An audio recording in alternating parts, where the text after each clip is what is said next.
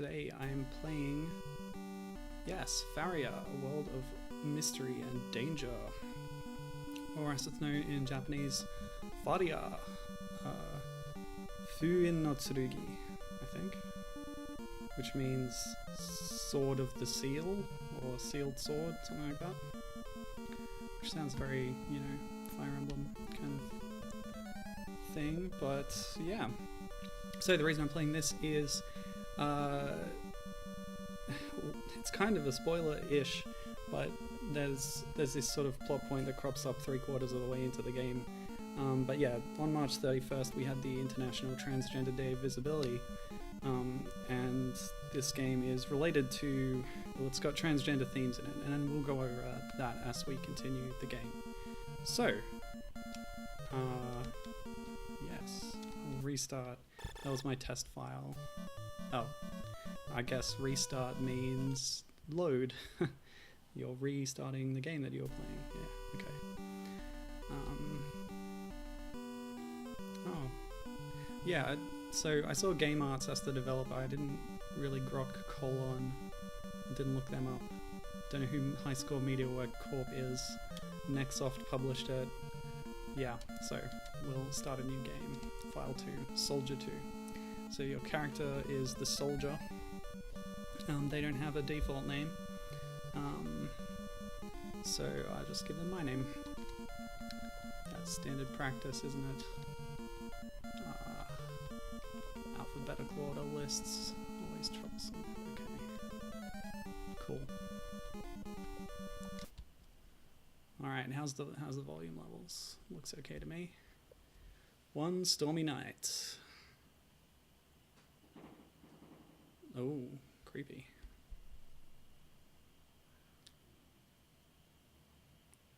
Something ominous is in the air. The prophecy must have become a reality. A strong rain angrily hit the earth. Hi Gibbon, how's it going? And a cold wind raged. The spell of the legendary sword was lifted a few months later.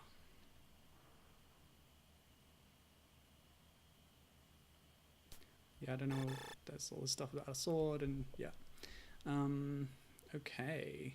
Hello, lady. That symbol on the wall to her right, or to the right of her, is the Japanese symbol for a bath. Good morning. Alright. That's it? Okay, good morning is what we start with. I assumed the manual would have had a little something else, but... Oh, here she is again. Stay in the inn when you want to save the adventure. Final Fantasy I style. Lovely. And yes, given drawing attention to the anime 80s, the 80s anime style box art, which you can see on the left of the gameplay window. Yeah, the Japanese box is really quite good. Nice illustration there. I didn't note down who did the illustration. I've got character designer and stuff, but yeah, this is actually pretty weird. There seems to be a blend of sci-fi and fantasy with this slightly robotic suit of armor with the 4 printed on the helmet. Anyway, welcome. Okay, hey, we actually start with some money. This is an action RPG. I guess there's some emphasis on the RPG here. Whoever rescues the princess shall marry her. Okay, that's pretty traditional and retrograde. Unfortunate. Okay, so we start with nothing. Yeah, nothing. For a bow, I'm using my hand. I'm going to shoot my fingers. So I guess I'll buy a knife. Yeah. I've done some reading about the game, but not about any of the gameplay itself or anything. Oh, I should have got the dirk. I can rewind. I have emulator powers. I always like to go for the more expensive thing that I can get. And weapons are important. Of course, now we can't afford any other things much. Let's get the pelt for armor. Pelt A. What animal could an A be? Maybe an armadillo. Equip. Sword. Dirk. Yes. Hold on. Armor. Pelt. Excellent. Yeah, so selecting it takes you back to the menu where you go through your slots. And what is the item list? Okay, it's just everything I have. Alright, so I'm oriented now. Let's explore. Oh wow, that's pretty Dragon Ball-ish. Or the helmet even looks like a cousin from Katamari. Anyway, welcome. Talk. The benevolent sorcerers created a dragon and had him fight an ancient battle for all of Faria. So I guess Faria is the land we're in then. You are a foreigner, aren't you? First, go to the castle and see the king. Yes, that is true. You do find out later that you come from a foreign land. I like the sprites. I like the design, really. The wizard kidnapped the princess and flew to the north. So that's the plot. There's an evil wizard, there's a captured princess, etc, etc. So you know the gist, I guess, of the setup. But right off the bat, a twist on the traditional formula is that you're playing as a woman. And I think the fact that what they said before, whoever rescues the princess gets to marry her, that's going to come up, I think. It's an emergency, the princess has been kidnapped. Given says this is like if Rumiko Takahashi drew Dragon Ball. I don't know who Rumiko Takahashi is, could you remind me? May I help you? Yes, what do you sell? Potions and lotions and Parappo, I don't know what that is. This is where I'll get healing if I need it. Hope that doesn't cost money. Ooh, wise man. We sell magic here. Oh, magic. Didn't know I could buy magic. What is all this stuff? Maybe I shouldn't have come into this completely blind. I was too busy looking up, things about the developer, things about the themes of the game. Edo is the biggest town in the Kingdom of Faria. Cool. I assume we're not there right now. By the way, I like the little ditty that's playing. Well, it's actually stopped now, but what's playing now? I think I have it too quiet in my own headphones. Hold on a second. Oh, you could probably see that. I'll just turn that up. Yeah, I'm like getting a response on the OBS thing, but... Oh, it's coming back.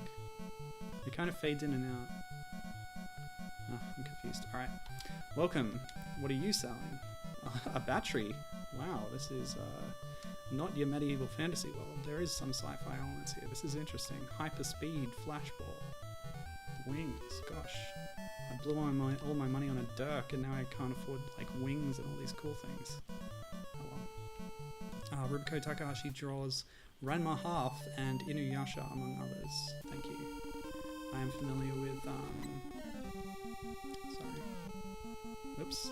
I left the focus on the other thing. Okay, yes, fighting. Let's do it. Bam! So this is the game, I guess. We have like fighting screens and overworld screens. Ah. Okay, first kill. I don't know what these are, but I know they need to die. Cool. Oh, okay. I guess that was a random encounter. Strange. Okay. So it is like a Final Fantasy style RPG, but yeah, you have when you get a random encounter, you go to a little action screen instead of a turn-based screen. I actually like that a lot. I cannot say that because of the rough sea very well. I appreciate the cats. Let us enjoy the cats. And the music, actually. There's a few people listed for the music, 2 people and also a group name or a company name or something. None of them have many other credits. I didn't look up the company, but I looked up the names. And they're only listed on other game arts projects around the same time. Yes. What is that? I'm digging the designs in this game so far. I think a lot of work went into them. And now it's louder again. I wonder what's going on. Ah! Oh great, we got the Zelda style jingle telling you you're low on health. How much money have I gotten from those little bags? 14 gold. Woohoo. But you see, it's skill-based. Please come in. It's not just about having higher numbers, although I guess that does come into it too. Oh, they're all so welcoming and also identical. I do like the full screen portrait that comes up when you talk to people though, that's very nice. Although actually, only a small part of it is the portrait, but yeah.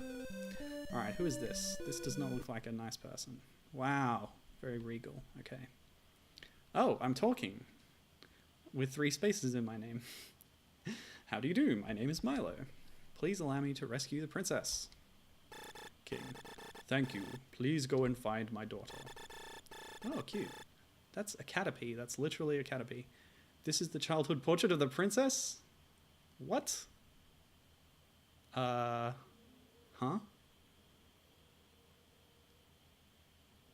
I'm trying to read the lettering underneath. I feel like it might be Japanese, but I can't really. Yeah, it's difficult. Okay. Yeah, I don't understand what. She hasn't changed a bit. Okay. I'll give you 100 gold for your expenses. Oh, ta. Please bring her back as soon as possible. Okay. Yeah, just roll with it. Maybe the princess will turn out to be a caterpillar or a butterfly. That would be cool. Although you said she hasn't changed a bit, but that could just be the you know, a father speaking. Yeah, this is a very long dirk, I must say, for a dirk.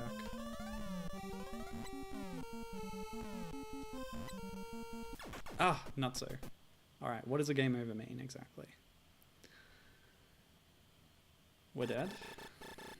What a pity that you have died. You shall be granted another life. Okay. Wow, was this a dream? Are you okay? Did you have a nightmare? Huh. A bit surreal. Okay, I haven't actually lost my gold or my experience, I think. Yeah. Okay. I hope that the continues are not limited. That's the only other issue. But yeah, okay. Surprisingly forgiving, I guess. But yeah, they could be limited continues. Now these are just like robot drones. Look at them, they're crazy. You know, if continues are free, I hope that healing at the town does not cost money, because otherwise it's easier to die.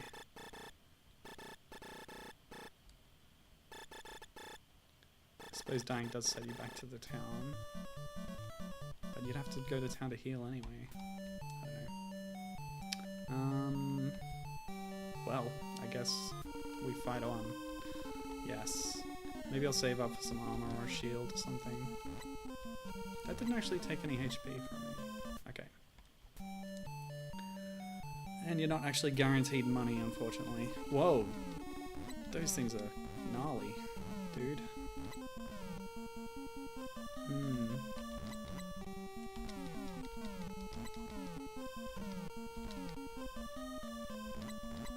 Ah. Okay. Okay. Yeah, I'm getting the hang of this. Alright. Cool. Oh boy. Oh. They're protected. Ah! Ah! Well, that's not fair. I guess you gotta attack them from the front in their eyes, maybe. Didn't get a chance to try it. Actually, yeah.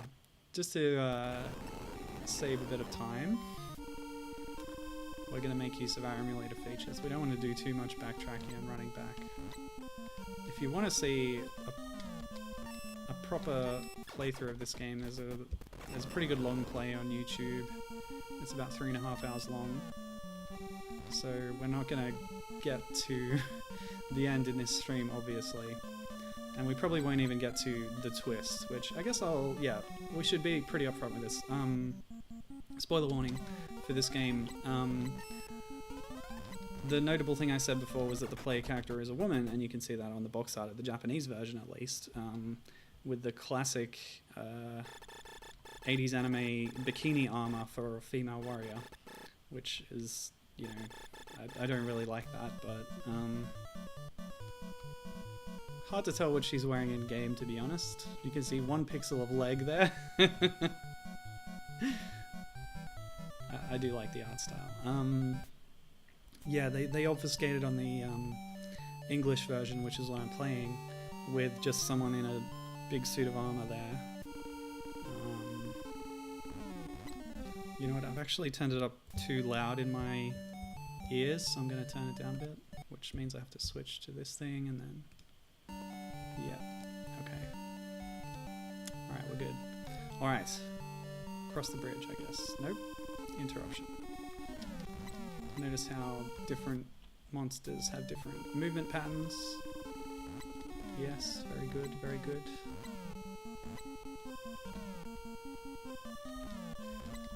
Yeah, so the protagonists. They're visibly a woman. The spoiler, the twist is that you find out about 3/4 of the way through the game that your character is actually a man who has been magically transformed into a woman, and they break the curse at that point, and for the rest of the last quarter you play as a man, which is the original form of the character. You have permission from the king, you may pass. So, like, this game came up during last year when I was looking for games with female protagonists that I was playing for all that time, and that was a great thing to do. But yeah, some commentary I read about it at the time was like, this game has appears to have a female protagonist, but maybe it shouldn't be considered, according to one comment I read, because you find out later that they're actually a man, so it doesn't count.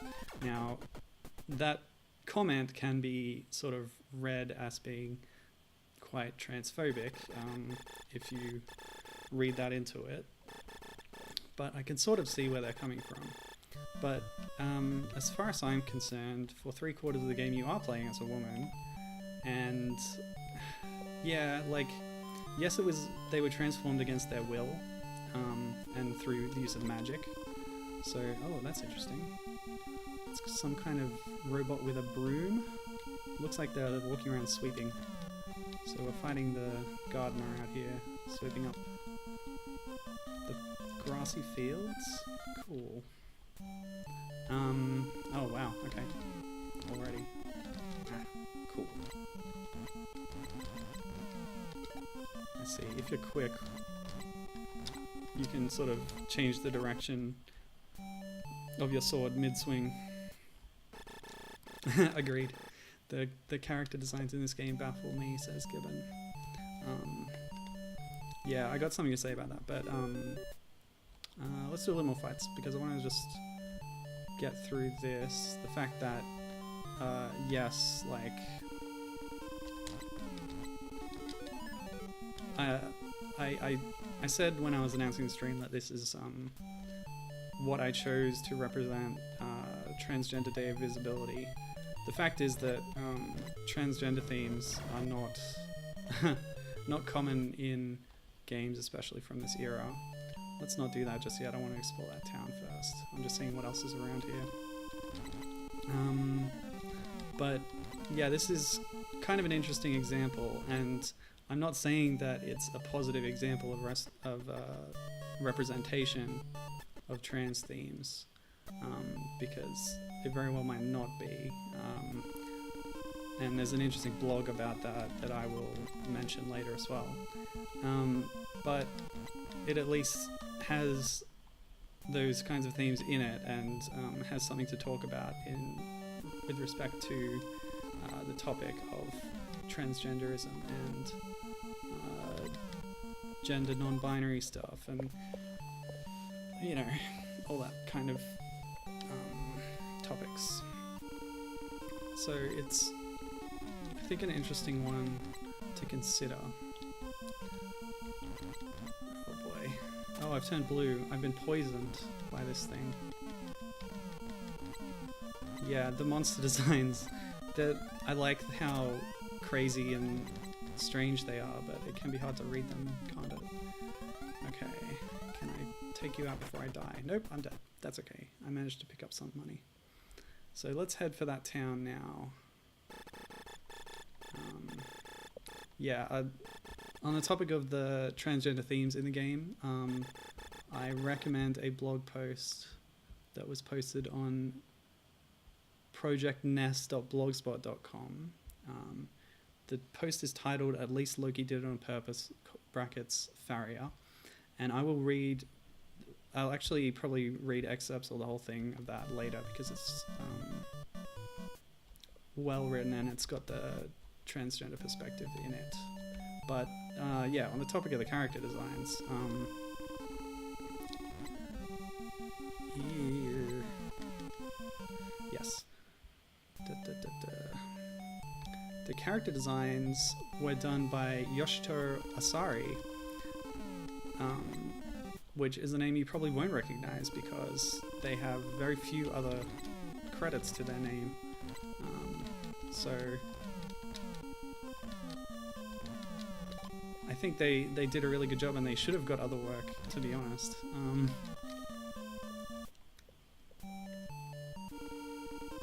But yeah, whether... Aha! I did some damage to those crab things this time. It might have been attacking from the bottom, yeah. But yeah, whether, like you say, they're sort of imitating other artists' styles, I think they did a good job with this. Okay, there are many dangerous monsters in the Tower of Gelv. I heard the monsters talking. There are 3 stone statues in the Tower of Gelv. Cool. So Musa is the township of water. I saw a strange masked man in the castle. What does it all mean? I've seen a young lady in the forest who looks like the portrait. You mean the caterpillar portrait? Maybe I should explore the forest. May I help you? Heal me, please. It costs 13 gold? 13 gold? Ay, ay, ay. I'm better off staying at the inn to get a save point here, I think. So I don't have to backtrack across here if I die. So, 98 gold. Is that enough for a better shield or something? Or a shield? Welcome. Yeah, I don't know when I'm going to need all that stuff. I'll probably end up looking at strategy wiki later on. For now, I'll try and take on that tower. Blind. Let's see. INS would be. So that would be a buckler. But I don't even have enough for it. So we're stuck for now. So we'll check out the inn, I guess, if this is it. It is not. Is there only one inn in the game? I've been to all the houses now. Wait. Didn't I already see a guy like that in another shop? So what is he selling? Oh, jewels. Okay. Odd. Talk. This is a jewelry shop. Okay. I inferred that, actually. Okay. Well.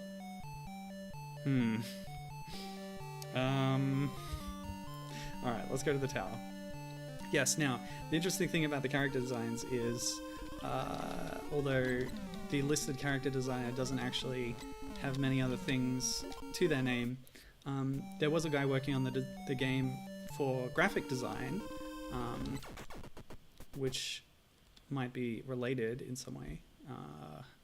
Yeah, Akihiko Yoshida did the graphic design on this game. Now, his name does come up a lot in the industry because he was the lead artist and character designer on many projects for Square Enix and related companies. He did character design on Final Fantasy Tactics, some of the Ogre Battle games, Vagrant Story, Final Fantasy XII, the DS remake of Final Fantasy III, the follow-up to that by Matrix Software, Final Fantasy The Four Heroes of Light on the DS. He also was the character designer and lead artist on the Bravely Default and Bravely Second games, and the character designer on Nier Automata. So everybody loves 2B. Just think of our protagonist here on the box art on the left as 2B. Ow, nasty. That was a rare creature, I guess, and they did a lot more damage than usual. Oh, okay, so Yoshito Asari, the character design for this game, my research was basically limited to clicking through a bunch of Moby Games pages, but that database is famously incomplete, as I've found out several times, and Gibbon is finding more work that Asari did that is not on Moby Games. So yeah, if you see any highlights, let me know. I'm interested to draw some lines with their work, because I am coming to this blind, so I didn't really have an idea of what stuff would look like, but I am impressed with it so far. Oh, okay, so they did Pocky and Rocky, which is a series of games on arcade and SNES and some other things, where you play as a shrine maiden and a tanuki in a sort of scrolling top-down shooter thing, where you're like throwing exorcism slips and stuff. They did the Aretha storybook games, I've heard of those, and assistant character design and angel designer for Evangelion. Oh wow, okay, yeah, I can see some lineage there. That's good. Thanks for looking that up. I didn't do my due diligence there. That's amazing. Yeah, Evangelion. Also, Asari is an accomplished manga artist with works from 1985 through 2011. Wow, great stuff. Anything I would have heard of, Gibbon? In terms of the manga sphere? Alright, no maps. Let's just go. Oh, the floor is moving me. Oh boy. Not the most devious trap I've ever seen. But this is interesting. We get these rooms with monsters in them instead of, yeah, getting those instanced events out on the map. Ah! But we should be able to pick up some money here, that's nice. These things look like Ultros from Final Fantasy VI. Not that it's the most complicated design. Oh, okay. Given says that a lot of the manga stuff is 4-kama and omake stuff. Can you technically have omake stuff on its own? I thought omake was something like a bonus that would go at the end of other stuff. What does it just mean, like gag stuff? I don't know.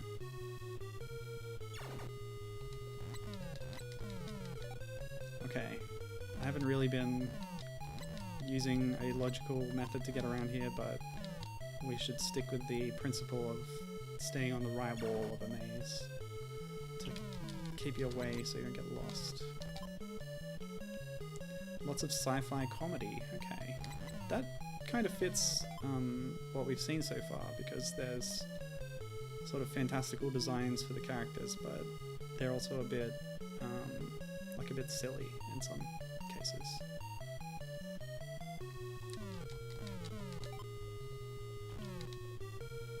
This is a slippery floor or something. Yeah. Okay. Okay, the combat's not too sophisticated, but heck, it's not any worse than Zelda 1. I do have the bow, but I haven't bought any arrows. Or do I need to buy a bow as well? The bow screen in the inventory said just hand, so I might need a bow before I can shoot them. Ooh. But yeah, this really is a game that starts you with not much. How much money have I managed to build up? 173. But yeah, my experience is going up. I'm at level 3. Haven't really been keeping an eye on that, but it doesn't notify me when I level up. Oh, nasty. Why don't I just try and survive this encounter? Oh, I did it. Great. I have a feeling I've barely scratched the surface of this tower. Yeah, so that was floor 1. Oh boy. This game perhaps might be a bit grindy.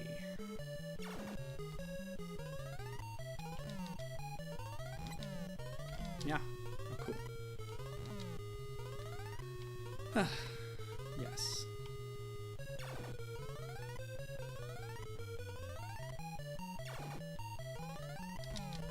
want to buy any potions. See, now these things are taking damage from me. I don't get it. What changed? Hmm? Okay. Oh, yeah, that was inevitable. Alright. We do have some money now, though. So what shall we buy? What a pity that you have died.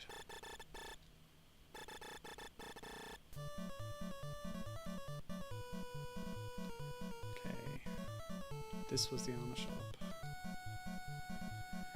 111. Not even enough for that buckler. Painful. Wood SD. It's above the arrow, so I assume that's a bow, but I can't afford it.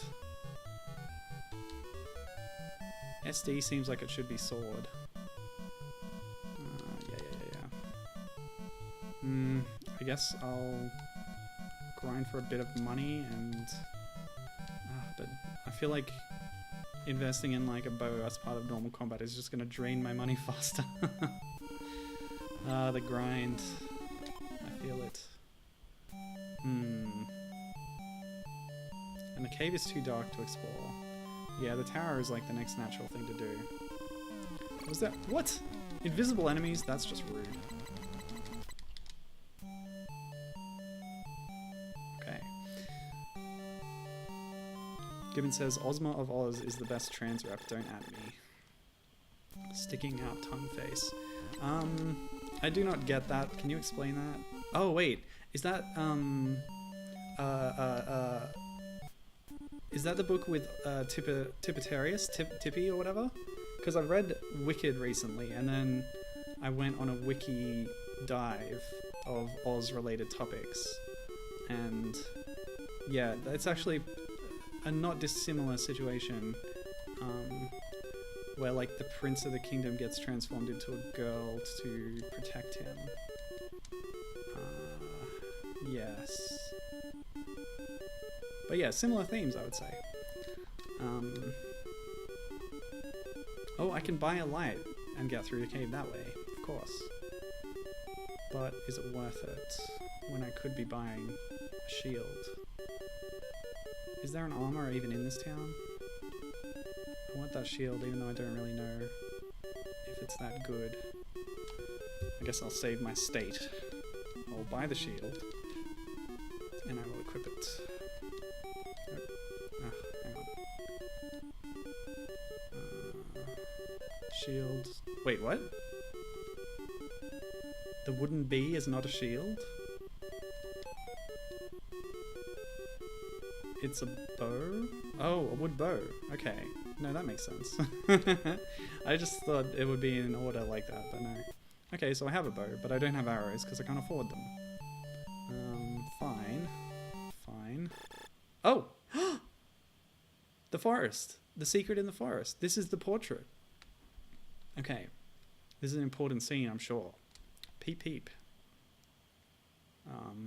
Stay. A voice from the sky is heard. Ha ha ha, she looks like the princess, but she is not. Okay. What is going on? Who is the voice from the sky? And why do I have, why should I believe them? What if I take this caterpillar back to the castle? Will the king know? This is so strange. Okay. A seemingly pointless encounter, but nonetheless amusing. I'm glad it exists in this game. It gives it character. Oh! They dropped a healing item. I couldn't see it because I was right on top of it. I have a bow now, but of course I can't use it. Because I have no arrows. I might load that state because when I'm ready to invest in a bow, I should have enough to buy some arrows as well. So for now... So what's wood SD then? Okay, wood SD is a shield, of course. That makes perfect sense. Yes, Gibbon was as amused by that encounter as I was, I think. Yes, so Ozma who I think has a name something like Tipper or Tippy, while as an alias while they're transformed. Oh, it's actually the other way around. So Ozma is the sort of princess of Oz, who was turned into a boy for her entire childhood, because this is the time when the wizard was taking over, and the previous Ozma regent, etc., etc. There's a book about them, Ozma, going on an adventure and finding out that they are in fact the princess / Queen Ozma. Yeah, that's pretty cool. Oh, spoilers, by the way. Spoilers for one of the Oz books. I guess I'll have another crack at this. Alright, I have the shield, apparently. Yes, shield, wood SD. It's not evident on my sprite, but I'm hoping that it provides me with defensive powers that reduce the damage that I take. I have not been paying attention to whether that's the case, but let's just assume that that's how it works. Again, if I get desperate later, I will go to Strategy Wiki, but I think for now we can continue exploring, and this time I'll hug the left wall and see what I find. Not that there's been anything too interesting apart from rooms full of monsters in this tower so far. But at least this is an opportunity to get some more money.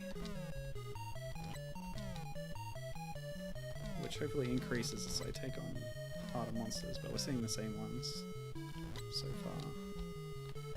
It's just about skillful play. Which you should not expect from me in any case.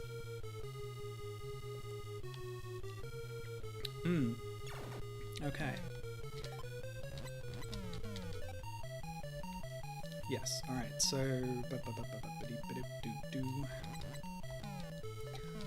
I guess I got some more things to say about the development. I didn't say this game was 1989 in Japan, 1990 in America. Released on the NES. Never been re-released as far as I could tell. Oh, you're giving me the jingle now? Oh geez, there's at least 3 staircases, okay. So there's just going to be a bunch of mazes on each floor, I guess. Yeah, game arts. I mentioned them as the developer. Oh, that's a new character design, and they threw a spear at me. Not nice. At least there's that knockback. Did I get some good money? I got some. Not bad, actually. I assumed that particular enemy dropped a lot. Did I just go in a circle? Yes, I did. Okay. Yeah, so Game Arts, they started in 1985. They've been around ever since. Still around today, as far as I could tell. They're most known for their RPG series. So they are behind the Luna games and the Grandia games. They're both well-known, venerable JRPG series. With many installments. While scanning a list of their games, I noted that they also assisted on Smash Bros. Brawl, which is not unusual. Like 500 different companies assisted on that in various ways. But they also co-developed the kind of Smash Brawl clone Teenage Mutant Ninja Turtles Smash Up on the Wii, which was notable for being published by Ubisoft and having 3 different Rabbids in different costumes as guest characters. That always blows my mind. Okay, so the better sword and the better armor, like, yeah, much more money than what I have. So I wonder if it's worth investing in spells, given I don't know how I would use them. There's no, like, interface element for spells. 0 bomb, 0 seed, 0 Seba. What is all this stuff?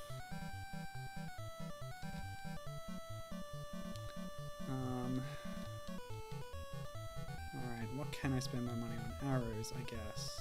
Yeah, but I haven't got that bow. And I can't afford the bow. Alright, well, back to the tower? Yeah, back to the tower. Okay. Yes, thank you very much. Okay. Given saying, Marvelous Land of Oz is probably my favourite Oz book, actually. I like Tip and his supporting cast, and him finding out he was a magical princess at the end just blew my mind as a kid. Yeah, sounds really interesting.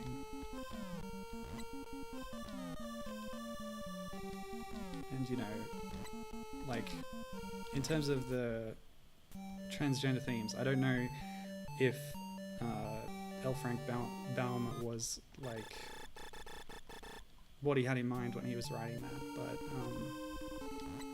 in terms of this game and the way it handles its plot, I think there's the assumption that it's kind of just a shock twist for shock value and not really considered in terms of sensitivity to trans people. But it's that whole thing where, like, you can... the way that you interpret and latch onto meaning in a work isn't necessarily affected by what the author was intending. Which sort of relates to that blog post I was talking about earlier. I wonder if I should read that now.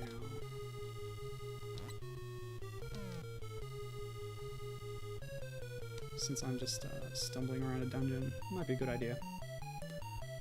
Okay, so, hold on a second. Gotta take up my jumper. It heated up in here when I shut the door.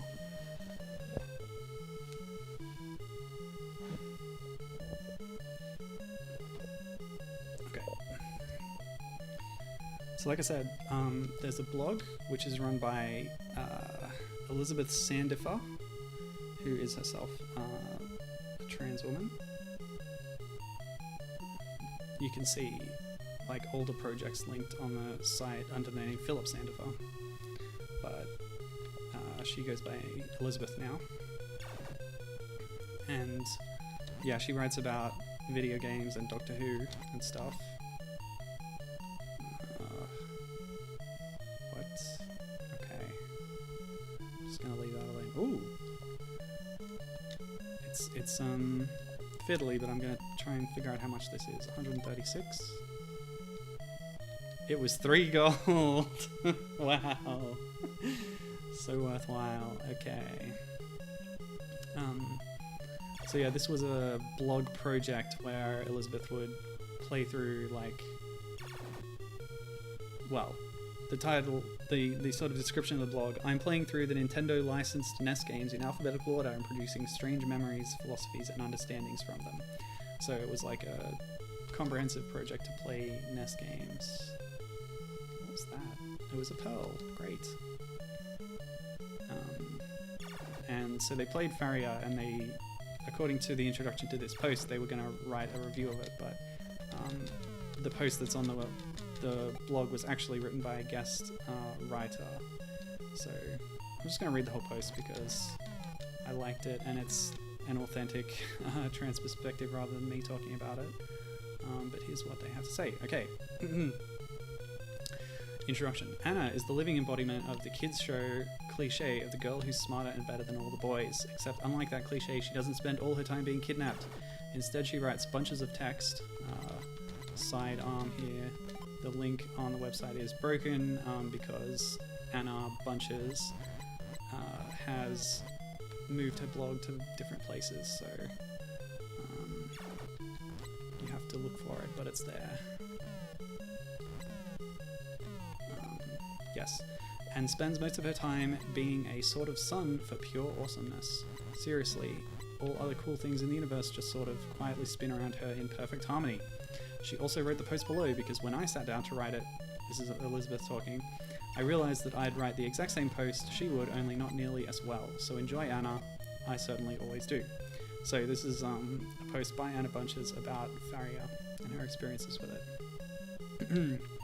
Video games are full of heterosexism, cis-sexism, and plain old no-prefix sexism. This is not a condemnation of video games. Nearly every artifact our society produces contains at least one of these things, and doubly so for artifacts created for a male audience. And there's a footnote there about male, the fact that, I guess I'll read it. I use male and female as the adjective forms of man and woman respectively, and not in a biologically existentialist sense. I don't intend male and female to have any definition independent of serving as an adjective forms of man and woman, and would eliminate them from my vocabulary entirely if we had non-awkward adjective forms for these words. Oh, by the way, content warning about this post. There is a brief mention of suicide as part of the author's experience. So that'll come later. Yes, okay, so back to the main body after that footnote. Yes, artifacts created for a male audience. It is, however, a problem for a pansexual transgender girl who likes video games. Video games, especially in the NES era, are inextricably linked with Japan. Of course, thanks to localization, the Japan we see reflected in video games does not exist. This has been discussed here before, and there's a link to another article. Nevertheless, video games, anime, and manga have been the chief components of this ephemeral Japan, and that phantom country has had a profound impact on my life. And that in itself is an interesting point. That's my own commentary there. Like, the fact that the country, like the culture that's presented to us through these localized forms of entertainment is not necessarily representative of the original work or the original context, the original author, anything like that. Anyway, back to the post. Faria, A World of Mystery and Danger, was released in the US in 1990. I must stop here and confess something. I am not part of the NES. I am a hair too young for the NES to really be called the defining console of my youth. Certainly the NES was the first console I remember playing games on, but I was only 7 when the SNES debuted. My personal psychochronography would have to be 16-bit. That said, certain NES games, notably Dragon Warrior... Why has the game gotten quieter again? That's so weird. Anyway, certain NES games, notably Dragon Warrior, are integral to my historical sense of self. The gameplay in Faria is charming but shallow. It feels like a blend of The Legend of Zelda and Final Fantasy. Agreed. What's going on with these doors? I guess, yeah, the person back in town said there were 3 statues, and I found 2 of them, so there might be another one. I feel like I've explored this floor pretty well, so there might be another one back on the first floor that I have to push.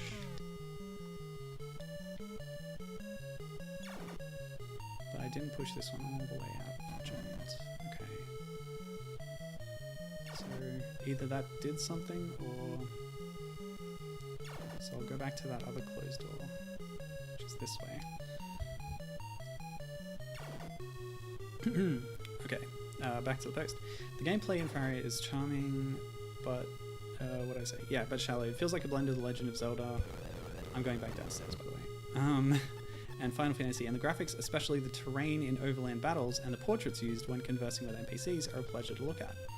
But the equipment system is awkward. There is nothing to indicate what makes one weapon better or different from another. And a number of small annoyances hamper playability. All of this, however, is incidental. The real problem is that Faria is deadly.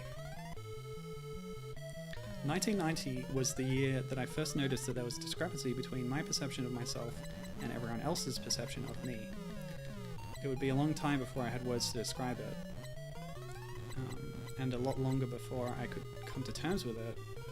But effectively, 1990 was the year that my gender identity solidified enough for me to realize that I was transgender. Ah, nuts. You know, yeah, that's annoying. Well, I have money now. Maybe I'll do something in town. Anyway.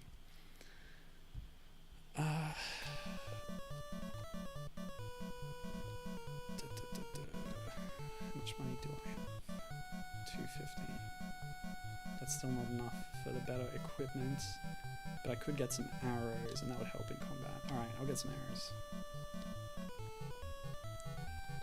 Oh, they don't have the 50 arrows here. We'll start with 30. Maybe I'll get one of those spells, magic spells. Some equipment, maybe healing potion. The possibilities are endless. Let's buy some healing potion and then maybe see what spell we have available. Oh boy. 3 kinds of antidotes, fantastic. Still don't know what a parappo is, but I'll get a balm. A balm? 2 bombs. Excellent. Okay. Balm will restore my health, I'm sure of it. And, like, I don't know about you, but for some reason the volume of the game for me has dropped to 0. It's been like fading in and out all stream, but it still looks good on the OBS preview. So I assume the game volume is still coming through, and I really don't know what's going on with that. But anyway, okay, magic seed. So I have seed as like a consumable, I guess. I don't know. I would assume that magic seed is a prerequisite for getting other things. I'll buy shadow. Would you care for anything else? Can you tell me something about how this works? When you run out of magic, come back here for more mystical power.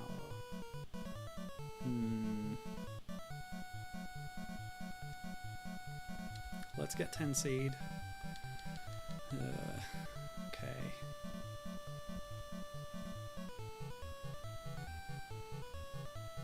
Yeah, it's not an equipment.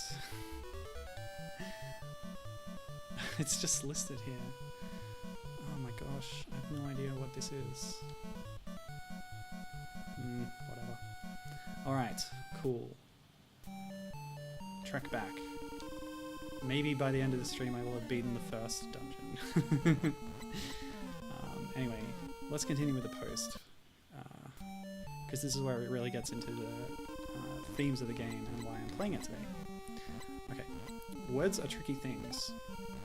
There is a vast space between signifier and signified.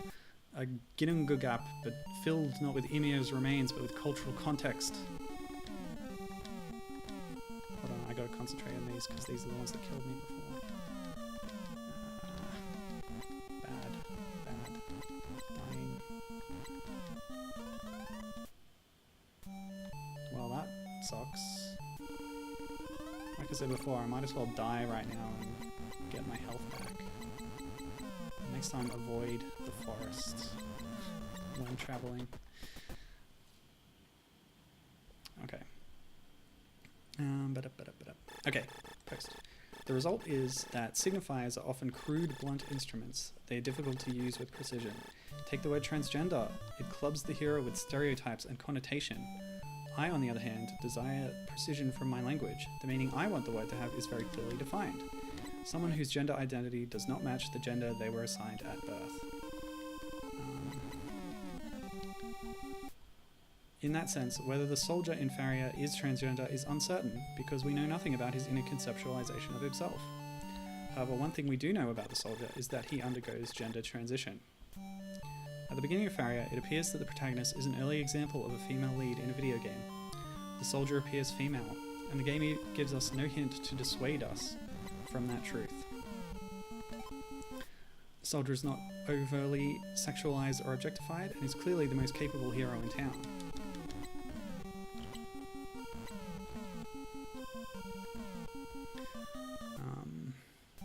A little bit of heteronormativity creeps in when the king declares that the soldier and the princess cannot marry because they are both girls. I didn't get that dialogue.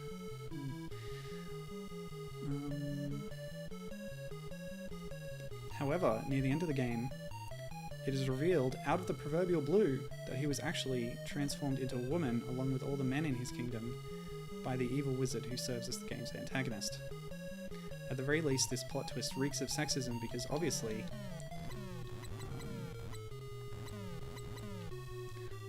a woman couldn't possibly be a hero, but more significantly, it is gender transition as a spectacle. My volume's fading back in now, just to note. I don't know why it's happening. almost atmospheric. Yeah, this is what I was trying to get at before, but Anna puts it so much better, so that's why I thought I'd just read the post.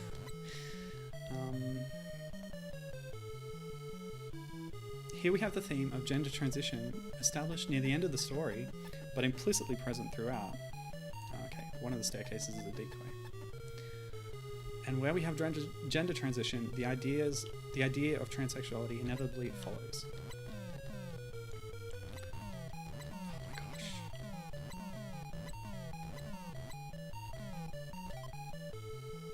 You know, I haven't tried the bow yet, because I haven't been focusing enough to think about it.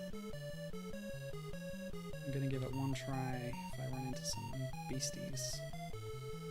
You wee temerous beastie. Huh. Oh, I didn't buy the bow. That's right, I went back and loaded a state where I hadn't bought the bow and bought a shield instead. So I have arrows but no bow. Fine. It's possible the shield acts like Zelda because I was just standing there and there was a ding sound when that arrow hit me, so... Oh, okay. That other staircase leads to a different floor. It's not a maze on an upper floor, there's like multiple... Oh, okay. So I think I know what I'm doing now. And also I think the level up, the health restore came from a level up, which is why I didn't see an item for it last time. Because I think that just happened again. So, that means there'll be a statue on this floor that I can push, and then I'll go back down, go around to the other staircase, and go back up. Okay, cool. Yes, I feel good. Confident. Good.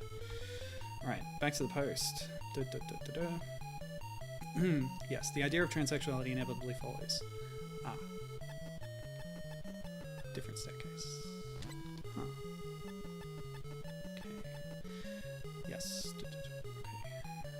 They are two signifying hammers tied together.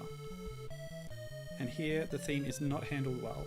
It feels as though the writer is reaching for a plot twist that will shock the player, and this is clearly the most shocking thing he could come up with. It is at least cis-normative, if not outright cis-sexist. Unfortunately, handling gender issues sloppily is a trend that would continue uninterrupted in Japanese media. I agree.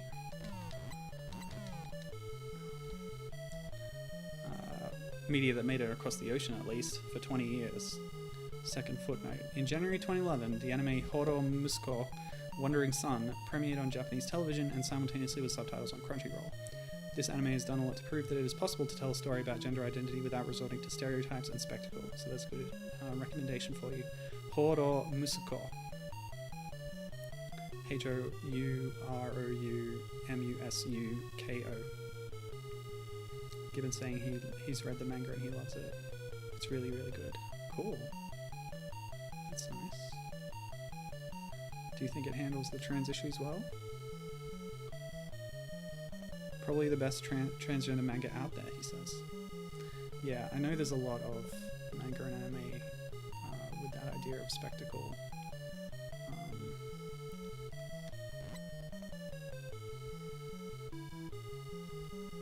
Which doesn't mean that trans people can't relate to it or that it can't be valuable in understanding the issues, but it's a matter of more often than not kind of thing.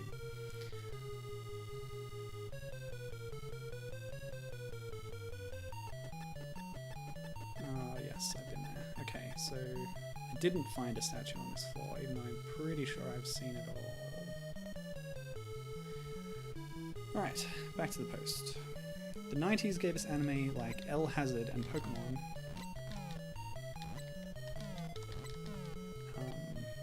Both of which employ cross-dressing for situational humour. In 2001 we got Cowboy Bebop, which notably employed an intersex condition for gratuitous fan service, brackets, Gren, and also used trans woman stereotypes for shock comedy, brackets, knocking on heaven's door. Even Ranma uses gender transformation. We mentioned Ranma before. That's a very popular and long-running series about a person who switches genders arbitrarily when they sneeze, I think, is the trigger. And it's often played for comedy and stuff, I guess. But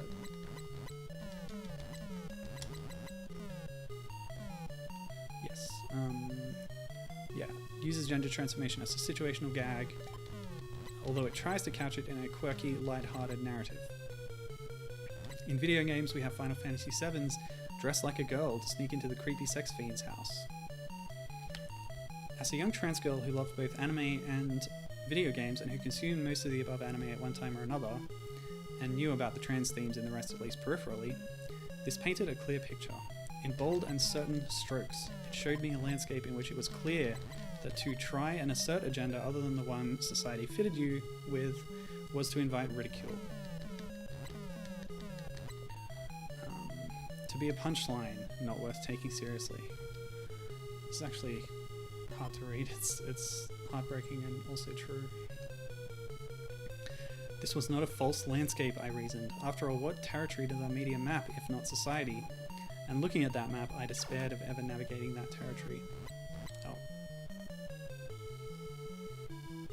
Released as it was at the dawn of my own gender identity, Faria is... hold on, press fire.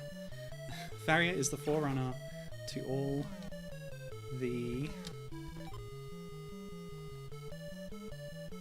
memes I encountered over the next 2 decades. Memes that convinced me...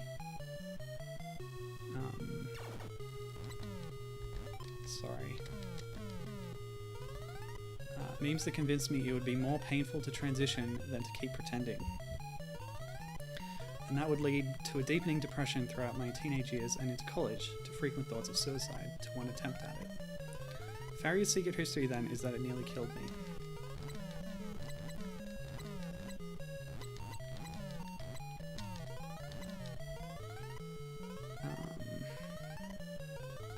True, its attempt at gender transgressiveness is far less problematic than the things that came after it.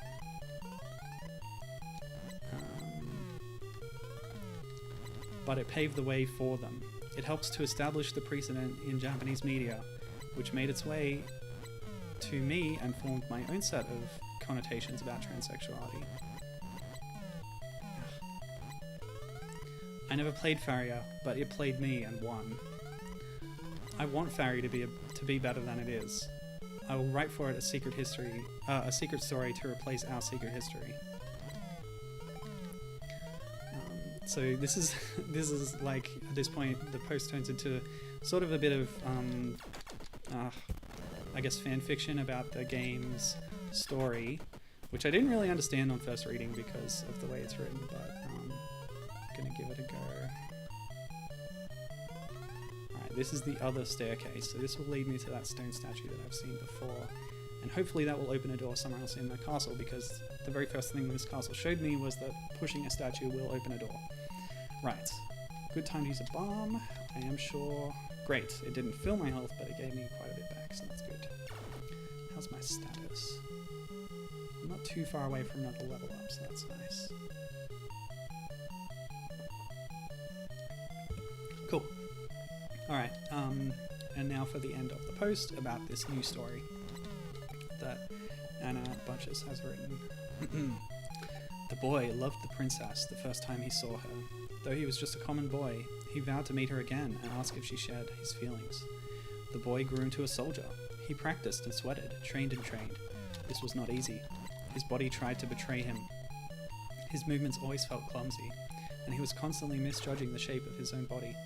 He despised his body, which insisted on growing in ways that felt unnatural to him. The army refused to admit him until he bound his chest and cut his hair, thereby fooling their foolish standards. When the soldier heard the princess had been kidnapped, he knew his chance had come at last. He raced to her rescue.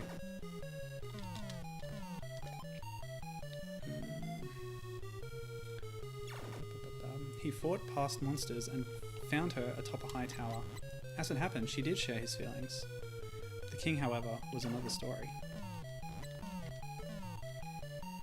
He held the soldier up to the same foolish standard as the army. The soldier, dejected, offered his service to the king. At least he could stay close to the princess. Soon after, the king was turned to stone by an evil wizard. Being an honourable man, the soldier sought the wizard. He found him, disguised as the very princess he thought he had saved. That's a spoiler, by the way. Later in the game, you think you've found the princess, but it's actually the wizard in disguise. Yeah, back to the story. The soldier fought the wizard and wrested his power away.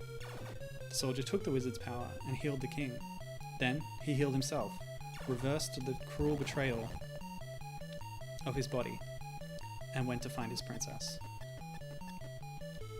So yeah, that's a version of the story that is about a trans man, I guess, yeah. Because their body tried to become female, but they still thought of themselves as male.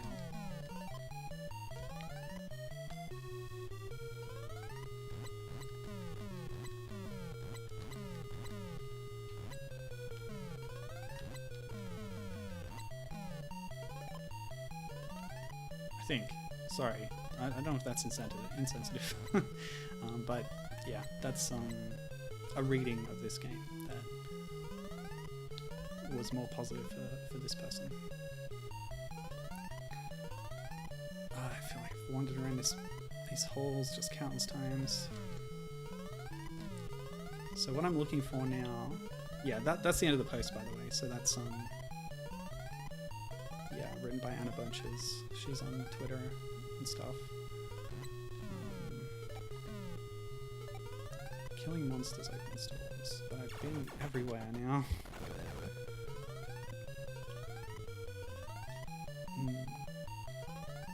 So I'm just kind of retracing my steps. Now that I've moved that statue, maybe a door somewhere will have opened for me. That's my thinking. So yeah,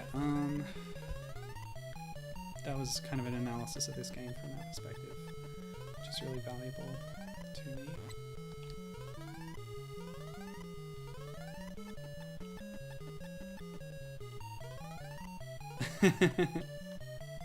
Gibbon says he read a review of this game and it lamented the frustrating dungeons. Well, can't blame it.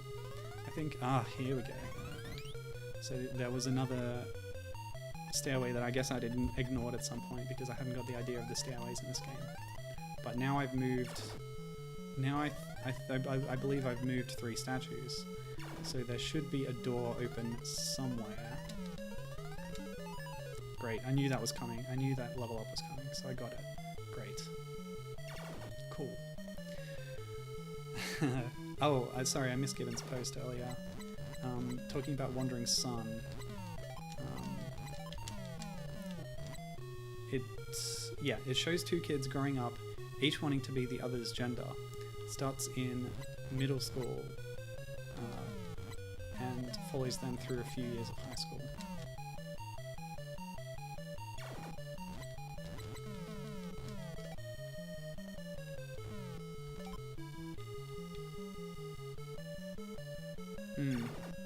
Yeah, like, there's lots of gender swapping media coming out of Japan. I'm thinking right now of what's it called? Kimi no Nawa, which was localized as Your Name, where a boy and a girl swap bodies. But I don't think that is actually, like, it's pretty heteronormative kind of thing. I mean cis-normative, I should say, sorry. Like, any of the moments in the movie where they were kind of fixated on the gender changes and the body swap stuff was my least favorite part of it. The time travel was interesting, but I guess, is that a spoiler? It kind of is, yeah, sorry. There's a time travel thing. Oh boy. You know what? I could use a map. I should look up a map. Sorry. Rewind. Don't go through that door. Go down here. I've moved 3 statues. I'm sure I've moved 3 statues. Tell me that I have moved 3 statues. Which should open up a path for me at some point. But there's been so many closed doors so far in this dungeon that I'm not really sure what I'm looking for.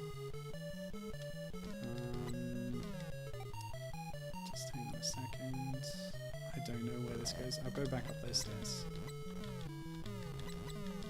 Ah. Silly blue things. Alright. Does this look familiar? Was I not just here? I was. I was just here. Yes. That was just a loop. What's the point of that? Alright. Okay. I'm going to do what I was starting to do. I'm going to Strategy Wiki. I'm going to look up a map of this game if one exists.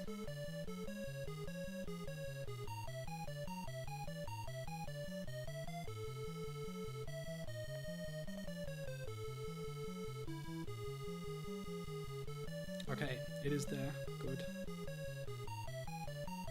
I find Strategy Wiki really useful with the way the pages are laid out, you know, with links and everything. So here's a list of equipment. Yes. Oh wow. So not many towns in the whole game actually have a magic shop.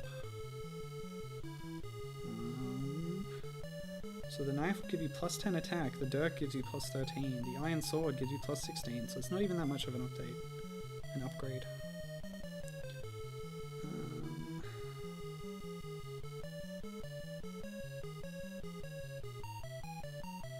So I don't know what seed is, but you learn it by buying that 400 cost thing.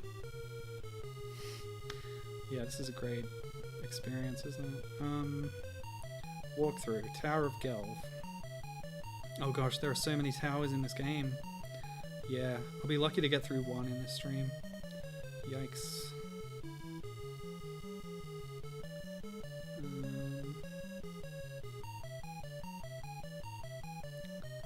Okay.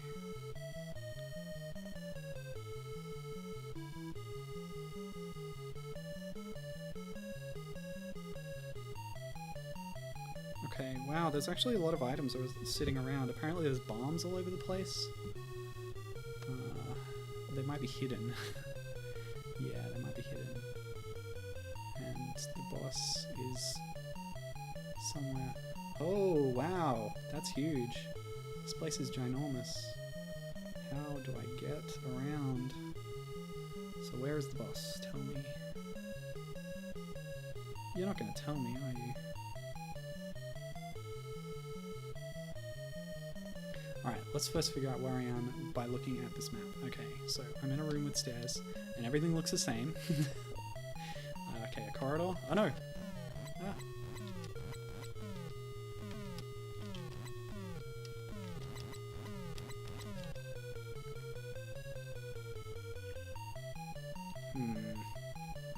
What? Why is that a different color? Oh, it's the shadow of the staircase. Okay, I've come down through a thin corridor to find another staircase, which means I must be there. Okay, I know where I am. So I know where there's a pearl, but I don't need that. Okay, I'm now looking at the floor 1 map. And I think I see a boss. So, to get to the boss, I go up that staircase, which is the lower right of a group of 4. But it's all surrounded by locked gates. How do I get in there?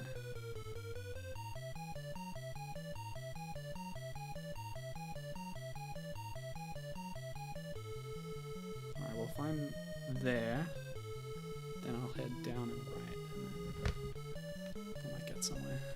Golly, golly gosh. Wait, I'm in completely the wrong place. I'm looking at the wrong part of the map.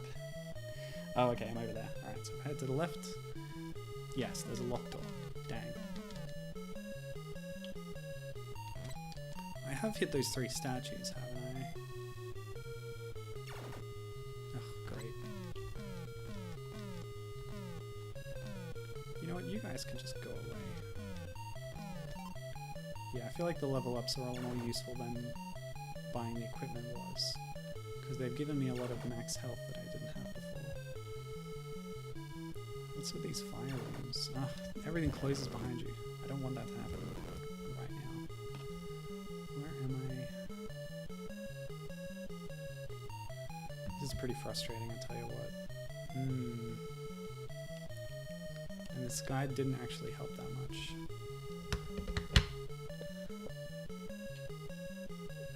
I have a big map, but I don't have like a route or a, you know,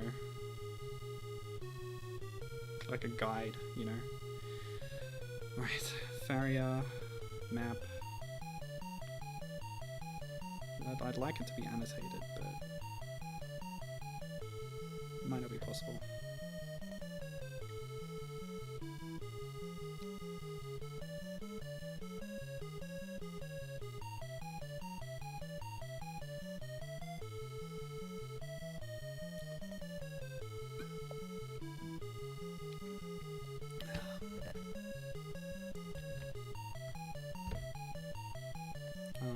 The map is loading.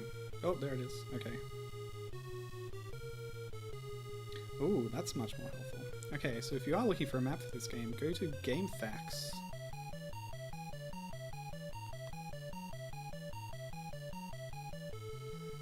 Like, the one on Strategy Wiki uses in-game graphics, but the one on Game Facts is actually more readable.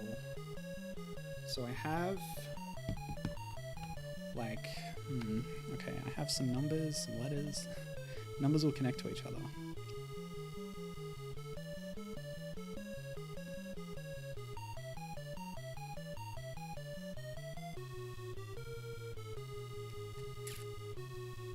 Okay, so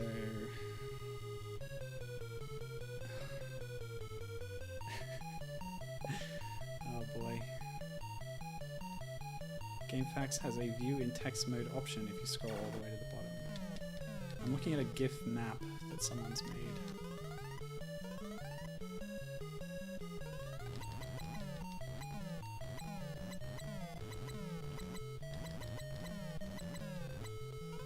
What was that? They dropped something.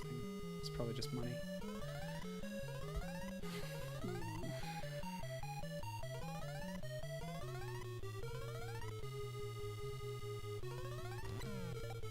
By the way, we talked about the fact that the story of the game uses this transgender theme as a spectacle. I suppose in regards to that, it's worth bringing up who the scenario writer is, because they'd be the ones who came up with that. The guy's name is Masaru Takeuchi. Hasn't done a whole lot of other stuff. Worked on a couple of other games for Game Arts, Zeliard and Vague's Tactical Gladiator. He later did the game Maten Densetsu, which is... It was described as kind of a Shin Megami Tensei kind of knockoff. Similar kind of themes in a post-apocalyptic Japan. Yes, I definitely moved the statue. But he also is credited on Shenmue.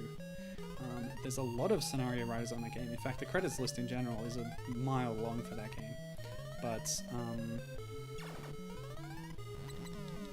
yeah, there's a lot of credits for something called Free Scenario, which I think is descriptive of the fact that the game is supposed to be quote-unquote free in its gameplay style. Like, you can wander around and get into all sorts of situations. So I think he's part of a team that worked on writing like incidental stuff for the open world kind of idea of Shenmue. Yeah, he's not actually listed under scenario writers for Free Scenario, but under special thanks for Free Scenario. But anyway, that's the last thing that he's listed on in terms of writing. Alright, back to that map. Gibbon says... Yeah, I agree. He says he hates that they've encoded everything on GameFAQs instead of keeping them as plain text. Yeah, I remember when everything was plain text on GameFAQs. Yeah, it's obviously a ploy, he says, to keep you on the site rather than just saving the document locally. Agreed, unfortunately. Alright, I see where the boss is. I see a bunch of numbers and letters. So I really just need to figure out where I am. Focus my brain and my attention. So I'm gonna elbow corridor like that. And another one. Okay, so I'm in the loop right now. So I need to leave this loop. What's that cyan thing? Did I open that door? There's like grid coordinates and everything on here. I think there's a secret door here. Yes! Monies! Beautiful. So there are secrets in this game that I was not aware of. Okay, so I know where I am. I'll go down, and then I will go... Eee, where should I go? How do I get to where I need to be? I'm out of bombs. But I can find more bombs, apparently. They're hidden.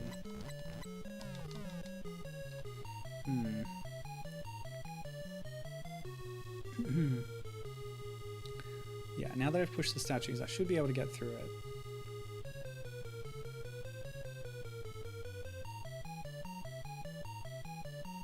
Yeah, numbers connect to each other. So... Oh. Where does E go to?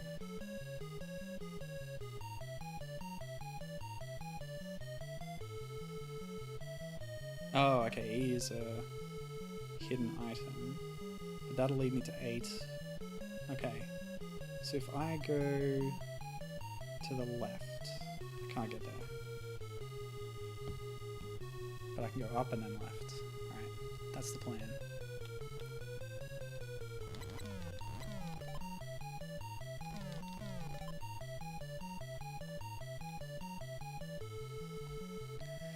Woo!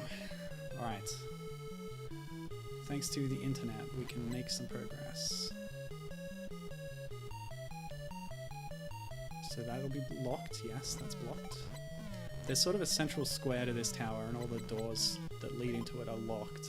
But there's a way in at some point, and then you can start traversing that. I think I've been there a couple of times, and there were gates on all sides. Alright, so I'm now here, and I go down. Okay. Ah! Fire. Bad. So what if I go down... Wait.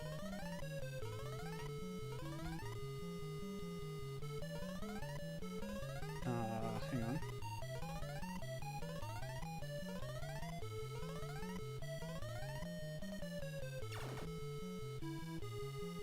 Okay, I think I know where I am.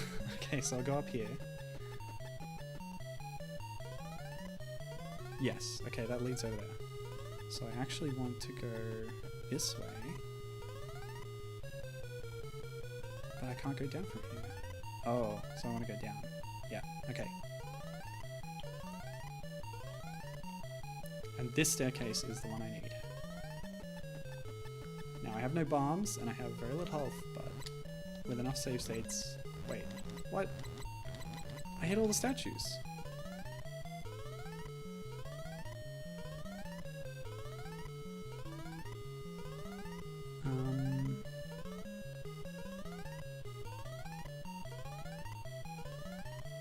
I think there's another statue. No, I hit that one.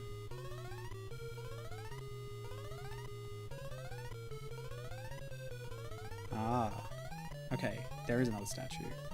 And that other statue is at I8 on these grid coordinates, which is in the very bottom left corner of this map. So, if I go down, and then to the left. Oh no, the fire! Brutal.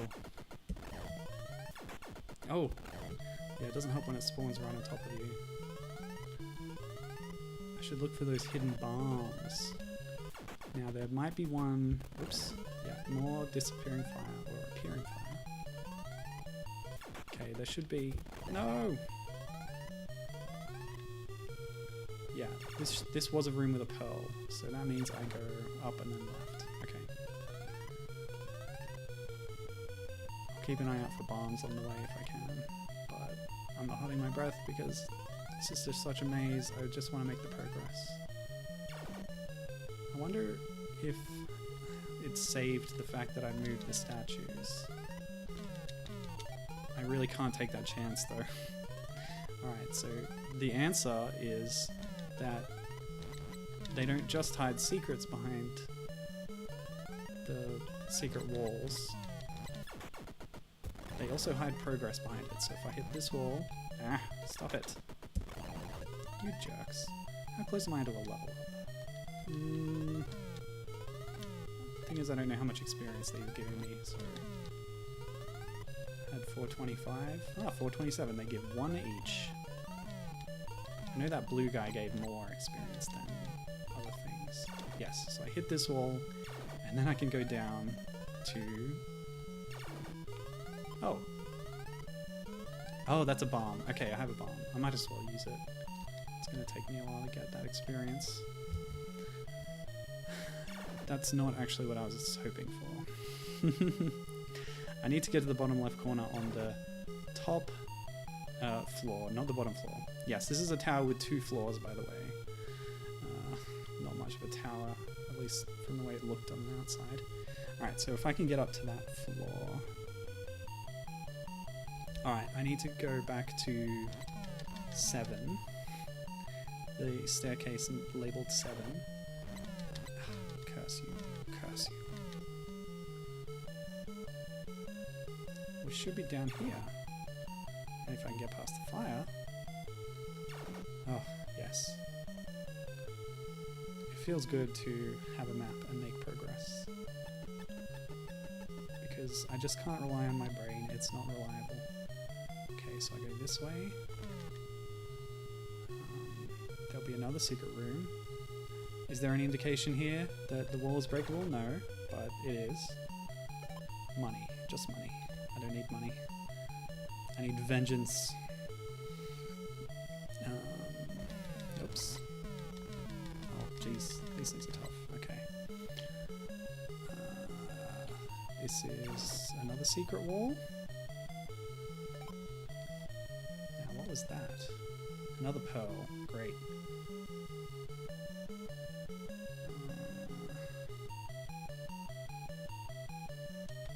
Okay, so now left and then down. Okay, cool. And my music's faded out again. I really wish I knew why it did this. It's kind of confusing me. It's weeding me out. Weirding me out. It's wigging me out. It's totally blurging me out. Okay, so down one more and... Ta-da! Magical statue. Now that will remove the gate that I was just at before. And going through these couple of rooms will get me back to 7. As long as I don't get killed by robots. Yeah, it's actually pretty common for RPGs to start having like sci-fi elements creep into them. Like early Final Fantasies. Final Fantasy 1, you fight the War Mech in Tiamat's Tower or whatever. Others are more upfront about it, like Phantasy Star and stuff. Okay, so down here, and then to the right. And this gate should have gone. Yes! Yes! Are you ready for the boss crocodile? Wait, how close are we to a level up? That would be strategic. 439 of 466. But I beat those blue guys. Am I getting so little experience? Well, save stating it is. Okay. We're going to be completely cheap about this. But here we go. Very long, ominous corridor. I wish my volume was working so I could hear the cool music. Let me know if there's a different boss theme. Whoa. Wow, it's a crocodile. Oh, look at them jaws. Okay, cool. It's got, like, horns on its head, I guess. Oh yeah, the flashing is very aesthetic, very ominous. There is indeed a boss theme, so it's given. I'll have to watch back on a video later because I've still got no music myself right now. Yeah, I'm gonna use that rewind as much as I can because it sucks to be me. I didn't get enough bombs. I was too careless with my combat. Haha! Take that, boss crocodile. Woo! We got our level up, we got a bunch of experience, I'm sure. Yes. Wait, no. we didn't get enough experience for a level up. We got like 20. But we got healed from beating the boss, I guess. And yeah, lots of gold. Enough for some equipment upgrades. Okay. This is the princess. And as you can see, she's got butterfly wings. So yeah, I guess in this world, there are people who are caterpillars when they are babies, and they become like butterfly fairies when they grow up. This is what I'm assuming. And yeah, she's got a cool sci-fi crown. Oh, this is nice. I like this. Okay, princess. Who are you? My name is Milo, the king. Milo, space, space, space. That's my name. You have to put a pause after my name. The king ordered me to rescue you. Thank you. I owe you my life. There you go. That's the end of the game. I rescued the princess, and then I married her. And all homophobia and transphobia was eliminated forever. Isn't that a good story? Yeah, I guess I gotta take it back to the king now. That might be a good stopping point for the stream, to be honest, because there'll be just more, you know. Yeah, that's kind of a plot milestone, so I guess, you know, that'd be a good place to stop. I could buy the light and the batteries and venture into the cave, but I think you're better off playing the game yourself or watching that long play that I mentioned. Yeah. I think I've said everything I have to say about my notes.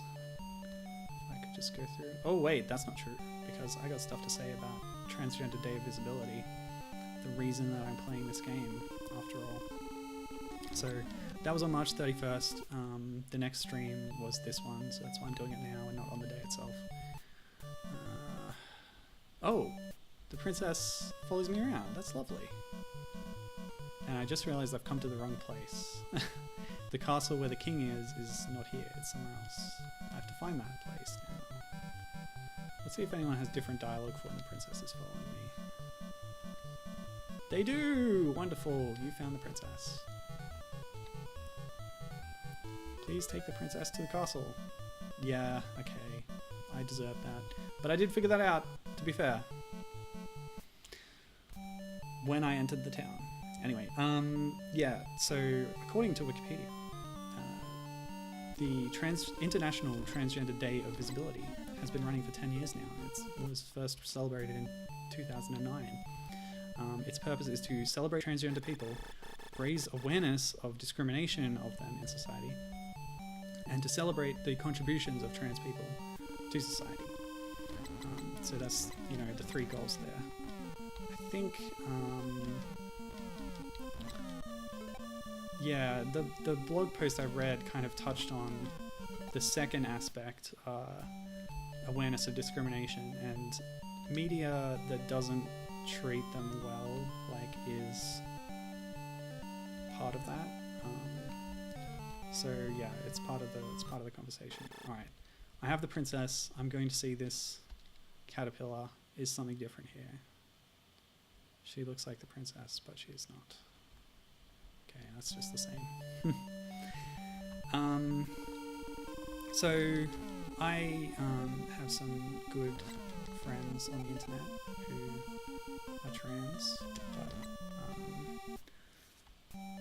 so I want to celebrate them, and they are great people. They are great people. I won't say their names for privacy reasons, I guess, but I love them, and I support their choices.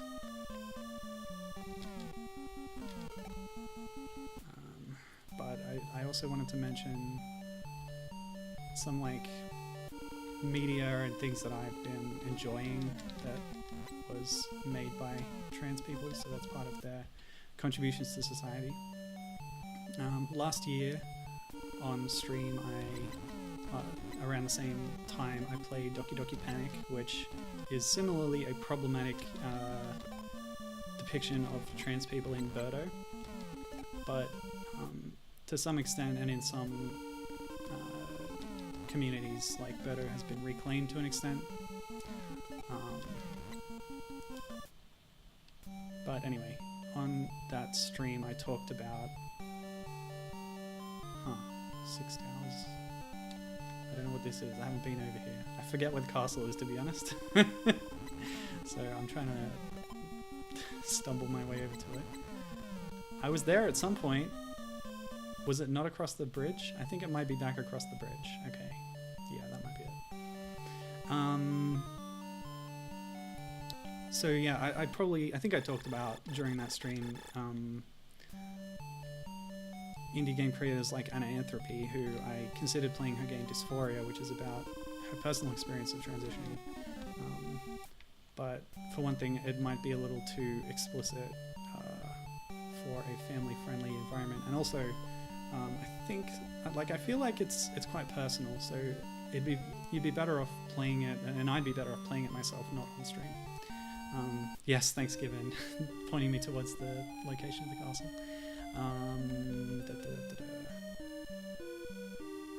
So I was in the middle of something.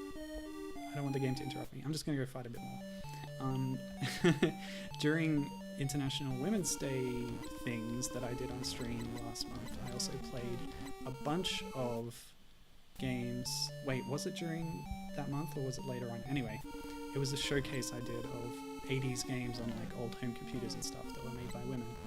And one of them was Mule on the C64, which was made by a guy who later transitioned to a woman. He's her name is Danielle Bunton Berry. So yeah, I enjoyed Mule. It was kind of weird and hard to wrap my mind around, but it was good. I have actually played another Anna Anthropy game, bringing her up on stream. It was during the Monsters showcase around Halloween, where I played the Medusa game that she made, which was pretty cool. Although I enjoyed the other Medusa game more, but that's okay. Anna Anthropy has lots of great games on itch.io and other indie game platforms. Yes, but in terms of like trans people who've created things that I've enjoyed recently, there's a webcomic about video games called Life in Aggro, where it was actually interesting because one of the co-writers and illustrators of that comic transitioned during the production of the comic. So during going through the blog annotations around that time, around those times, was really interesting and personal and good to read.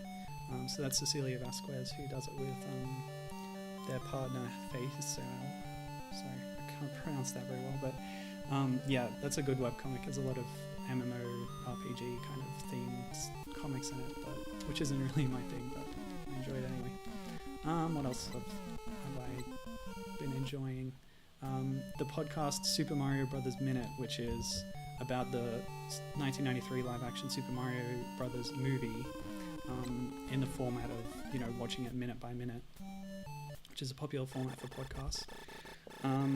One of the co-hosts on that, Emily Schmemley, is amazing fun to listen to, and that was a really enjoyable podcast and a great movie.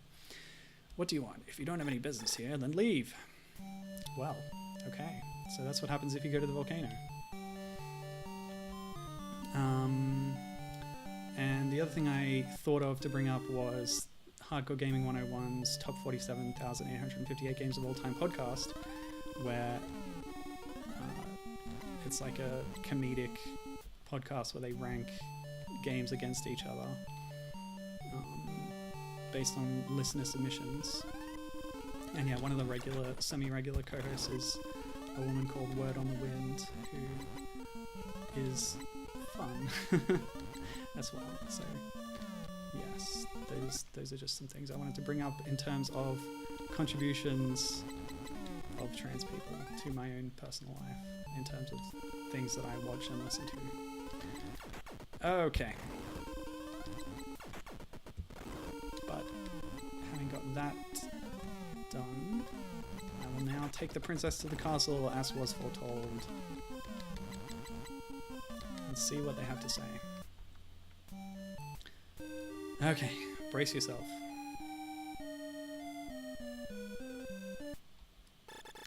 This is the princess indeed. Thank you, Milo. Pause. For bringing her back to me. Oh, father. I thought I'd never see you again. Are the royal scrolls safe? Don't worry, the scrolls are safe in a place that only I know of. Where are they hidden, my father? Please tell me. By the way, your highness, what are you going to do about the promises you've made to the townspeople? Well, since Milo is female, I cannot give my daughter to her. Yeah, this is that, this was brought up in the blog post. Yeah, the anti same gender relationship stuff. Okay, cool. How about if she were to become my wife? Wow, dude, wow. That's silly. You've embarrassed Milo. That's too bad. Soldier, give the townspeople the caviar that I bought 2 days ago. Let's have a party. Okay. Cool. Now the party started. Your Highness, it's an emergency. The caviar was poisoned. Oh golly. All the townspeople are sick and in the hospital. This was my mistake. I bought the caviar from a mysterious masked man. You idiot. What a complete dope. Milo, go and see how things are in the township. Good luck. You idiot. Please heal the people of the township. They are sick. Try hard. Oh, God. That was pretty funny. Okay. Let's go see what the people have to say. Actually, kill me. That'll be a quicker way to get there. Hopefully they can still render their innkeeping services to me while they are sick. Apparently they can. Alright, what's going on? Talk to me, people. Milo, it's an emergency. Everyone has become ill after eating the caviar. Did everyone eat the caviar? Like, if I was offered caviar, I would decline. I'm not a fan of seafood in general. And although I haven't actually had caviar, I'm sure I would not like it. I need some medicine. Yes, you do. Oh, actually, hold on. Yeah, I think dying did reduce my gold total. At the very start, I thought it didn't, but I think it has been. That's dumb of me. That's probably been causing me problems, but oh well. Yeah, I had a lot more gold than that, but I lost some when I've died just now. How stupid of me. Foolish king, I agree. Although it's treason to say so. I agree with you. But hey, I'm not from this country. I can say whatever I want about its stupid king and his idiot decisions. Alright, let's go to the healer. That'll be the best way to get medicine for the people. Everyone became sick after eating poisoned caviar. Please, Milo, go to the township beyond the ocean for the medicine. Ah, so this is the next quest hook, I guess. So my path is not through that cave as I thought. It is across the ocean. The boat costs 20 gold. Very well. Yeah, I don't think I'll play much more than this. I just want to see where this goes. Not much of an ocean, but okay. Here we are. Does this port have as many cats? Have a safe journey. It does, just as many cats. And random piles of rope. Hello, kitty. Hello. Oh. Yeah. I never remarked on it before, but yeah. I have a standing animation that cycles between 2 frames. Okay, so we're in a whole new world, and more adventures, but the same old monsters it looks like. So yeah, I guess by now we've got a good impression of what the game is. We talked about the plot revelations that come later, but yeah, I foresee a lot of repetition from this point. So I think that's a good place to end. Yeah, I hope it wasn't too heavy here, but we tried to get some positivity about trans issues, I guess. Again, that blog post is pretty cool. I'll link it in the video description of the YouTube archive, but it's on projectness.blogspot.com, so Google that and Faria, you'll get it, I'm sure. Yeah, but thanks very much for joining me, and yeah, we'll see you next time for something else.